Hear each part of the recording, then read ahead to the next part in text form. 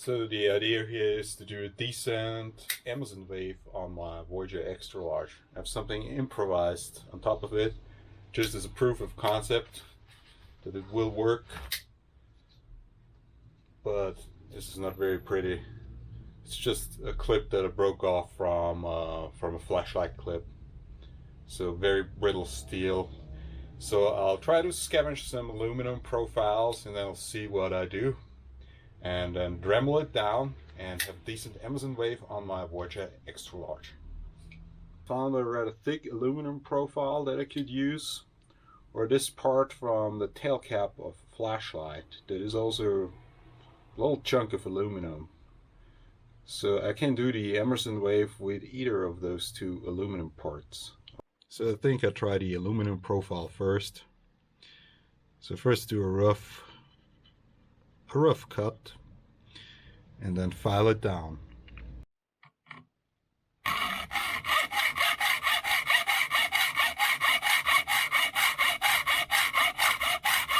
So this is the piece of aluminum. Here we see that it is rather thick. So I want to sand down around 50% of the thickness in this area. Sand it down all the way here, so it actually sits nice and comfortably on the blade itself.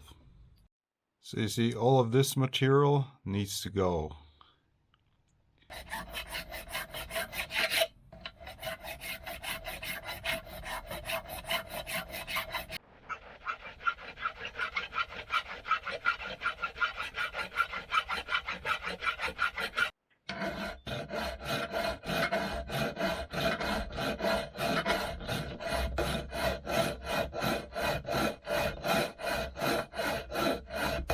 This baby is now pretty much the final product. I might actually give it a little paint job or something like that. Let's paint that baby.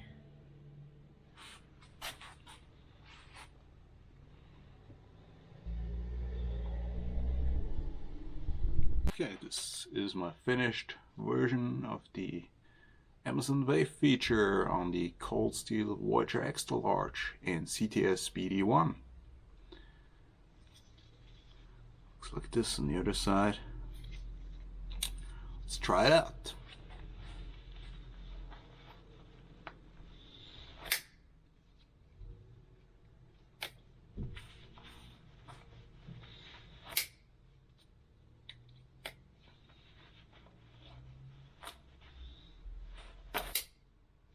Works perfectly fine, just as I expected. It's not terribly complex.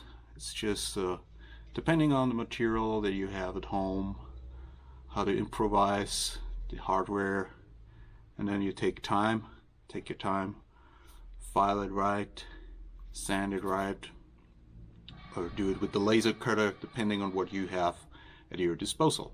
So this was Wear and Tear, over and out.